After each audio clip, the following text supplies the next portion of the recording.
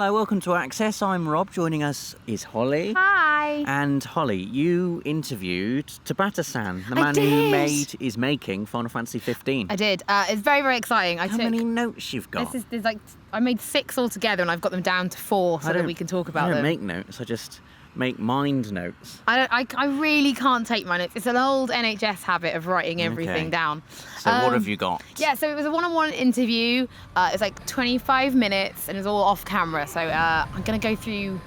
Originally, I was just going to talk about trying to pick out gameplay stuff, but actually with the trailer they released at Gamescom, and a lot of the Final Fantasy fans were not thrilled with it, so I felt like that was the best thing to really focus on. So I started with why that trailer. Why was that the one you wanted to put out at Gamescom? And Tabata says a very important reason. Okay. And the very important reason was, for him, up until episode Dusque, that was like phase 1. Phase 1? That was phase 1. Phase 2 was Gamescom. Some grand master plan. Yeah, no. Phase 2 of the grand master plan is Gamescom. So that's when it started, right? The phase 2 started at Gamescom for them. Okay. And for them, the plan was, you've got here, plan for the game was, they wanted to announce the date, but it's not ready yet. But the plans to announce the date are in place. That's important, because they've said here the date hasn't changed. So they are planning on having a release date for Final Fantasy 15. They have the date. The date has not changed. Right. That's really important. But we don't know what it is yet. No, but they want to get other stuff out there first. And they wanted to start with the story. Okay. And that's really what that trailer was about. The father and son, and Noctis, they wanted to set the story out there. And they want to focus on those new relationships. Because obviously we've seen Noctis with the boys, and it's all like boys club, woo woo, yeah. woo woo, in their car. That's a truck thing, but like car. Yes. But they wanted to focus on the new kind of the story, really. And that's very important for them. I thought it was very emotional. The trailer, and that he goes on to talk about. You could see his face looked amazing. And that he sort of goes on to talk more about, and how that's actually really important for him. But they want to get everyone on the same page, because basically this has been going on. Final Fantasy 15 has been going on a long time, and I guess the difference is for people like us, like real Final Fantasy fans, we've been following this since it was Versus. Versus, yeah. That was announced.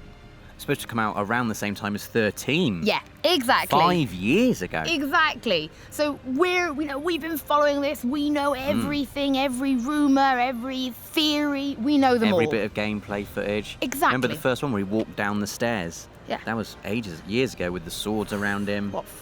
How many years? That must have been at least 6 years ago, that trailer. Well, exactly. So what they're trying to do now is reset it all with phase 2, so that everybody, the Final Fantasy fans, the people who might want to, get into the series for the first time, all feel like they're together on the same page. Okay. So that's really what phase 2 is about. They said that this is a reboot of the promotion. They will build to the release date. So they've rebooted the game. That's 15. That's what we're getting. Episode Dusque was to help them, really get a feel for it. And now the promotion is starting. That means we're getting there. Because you don't start promotion until you know you're going to release a game. And knowing that promotion is starting, for me, is a big deal. It just means there's progress being made, I guess. Exactly, because it means your marketing team have now gone, right, guys, we're on our way. It's time to go. They also said they know that Final Fantasy fans want to see more. That didn't fall on deaf ears. They knew that this type of trailer, it wasn't giving them the action. We saw the active time report did show them the Marlborough battle, which looked so incredibly beautiful. Tell me about that. So it was a very short little clip. So when we were watching it with Tabata-san, which I watched it before the time report, it came up on screen with the file name, and I was like, Marlborough! And then Tabata-san was like, how do you know? I was like, it came on screen. He's like, oh, well, that's the surprise. I was like, sorry, Tabata-san. Sorry, I didn't mean to shout it. But yeah, they know Final Fantasy fans want to see more, but it's tough. They need to make sure that everybody feels that they're now at the start. And that they're getting. Okay. I wanted to know what's the difference between kind of this trailer and what we've been seeing in episode Dusque, because this trailer was dark. And episode Dusque stuff, it really wasn't. It was really light, and it was really... Well, there is a massive behemoth with a missing eye that But you wouldn't say it was emotional and turmoil. It was just, oh my God, look how cool Got to that get some behemoth money. is. Got to get some money to fix the car. Yeah, we fixed the car. Let's go. And look, Ramune, so badass. But actually, he said this just shows that there really is some darker stuff The game does have quite that dark storyline, and this is kind of just showcasing that, it's not all just the 4 boys on the road.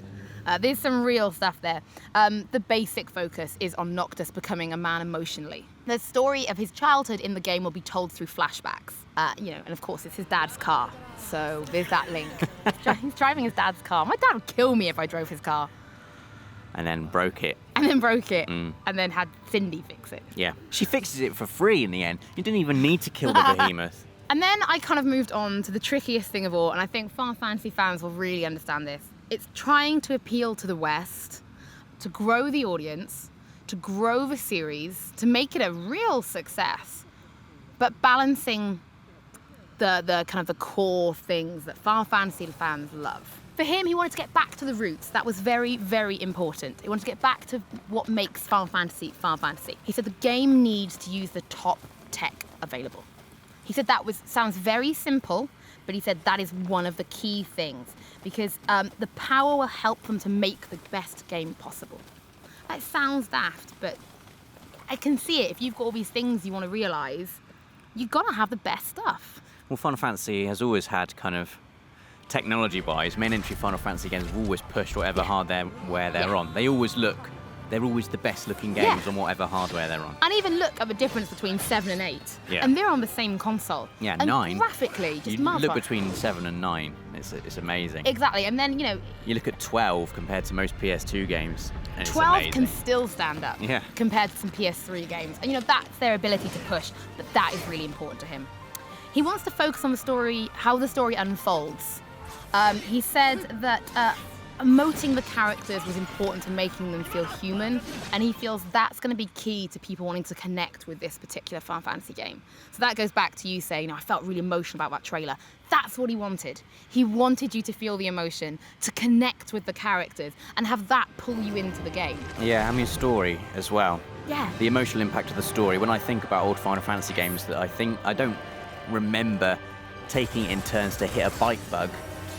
I just remember the story and the characters and the emotion of it. That's what I remember about Final Fantasy games, not particularly, the combat. That's what you engage with on a moment-to-moment level within the game. And then getting that emotion and telling it in a way that we can all connect with it, love it, and understand it. Now, and finally, and this is kind of what you've already said a few times, he hopes the trailer, people can see the emotion and it resonates with them. It gives them something. It's more than just, here's some combat, and then we all talk about combat. It's like, no, actually, that feeling, and there have been the people that have seen the trailer, especially in like the Final Fantasy UK group that I'm on Facebook. It's like a whole little fan group of us. And some people are like, I got really upset. It was really emotional when he was crying. I guess as fans, they just want an amazing game again, don't they? Can't blame them. Personally for me, 13, whilst I still enjoyed it, was probably my least favourite of the main entry Final Fantasy games. 13 and 32 didn't do it for me. I did love Lightning Returns. Just want it to be the good old days again, Holly. 14. I just want the good old days. So actually, talking about the good old days in Final Fantasy 14, I did say, are you starting a bit of a revolution at Square? Because both Yoshida-san from Final Fantasy 14 and Tabata-san from 15 have been very public and very, hands-on. The active time reports. We had an event where they turned up in London. You'd never have gotten that in the past. No. And I wanted to know if this was completely shaping the way Square was thinking and working as a company. And he said, actually for 14 it's very understandable for Yoshida-san to want to be like this. It's an MMO. You kind of need to talk to people. However, he said for this approach to work, his approach, the game does have to be successful. Come on, Final Fantasy 15. Come on, 15. There's a lot riding on this. But he did admit that actually he feels that approach is actually very normal for Western studios. So he thinks it's very normal for them to have community feedback and to implement that into the game and into the future of the series. Yeah. And I think he really, really liked that. I thought that was really encouraging because it does mean that you're being listened to. It's not just deaf ears. And then Tabata-san flipped it and he started asking me questions. Okay. On how I would sort of make a trailer.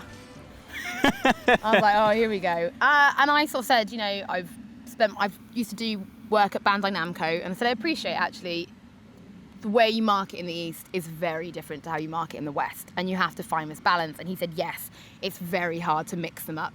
The East are very information-led, and you see it in the advertising. You go to Tokyo Game Show, and it's like 3 tiny screenshots, and the rest of it is bullet points and information. Come to the West, it's key art, release date and sort of name in the corner. Yeah. And trailers are very similar. It's very cinematic and, actiony for the West. And Yeah, it's I'd have information filled it for with the- explosions and swords and behemoths. Exactly. So they need to find the difference. But really, they are working to meet both. But they want to make sure that maybe you played 7 and then you never really picked it back up again. He wants to make sure that you feel like you can get back into the game. And then I did ask an actual question, gameplay question. For my final one, I was like, right, okay.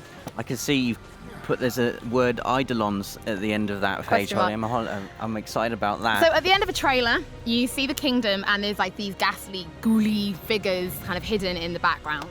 And I asked, are they eidolons? Because with the part that Ramu played in episode Dusque, I personally feel that a bit like 9, I think eidolons are going to be very, very key to the story. I don't think it when you get the games like that.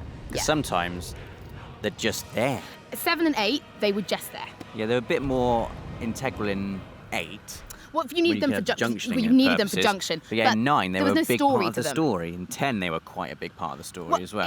She was a summoner. Yeah. She was on, and you become one of them. That was the whole point where you can sin. But anyway, I asked, are those eidolons at the end and are they very important? And he said, good spot. But they might not be what I think they are. They might not be what I'm expecting them to be, but they are very relevant. That's cryptic. And very important. Good. Well, we've seen Ramu. We saw, I think, in the trailer from E3 a couple of years ago, what looked like Leviathan hovering above the city, above the water. I don't know for sure if that's Leviathan. Who knows? To be honest, I just want to see my favourites. If they look like Ramu did in Dusque, just Shiva, could you imagine what Shiva I want them with all the sass? to be 100 foot. I want gods. Carbuncle. I want my little... No, he can't be massive. He's tiny. Yeah, but imagine how good he's going to look. How fluffy. All he does is cast reflect on everyone. It's a waste of time. Which was so clever Waste of because time. then you could cast magic on yourself and bounce it back. Yeah. Especially when... Anyway, we're digressing into strategies for Final Fantasy VIII now. That was a lot. I'm really sorry, but I just think... Information blast. I just think if you're a Final Fantasy fan and you're maybe getting frustrated or worried, I came out feeling a lot more confident in what we're trying to achieve, and I felt like I was finally trying to understand the difficulties it is in balancing East meets West, hardcore versus new school, and really the challenge they have. But I do trust Tabata after what I felt like when I was talking to him and how passionate he was. I feel good. Cool. Well, there we go. Hope that information that was so blast of much Final Fantasy information. 15. I hope that satisfies your information lust.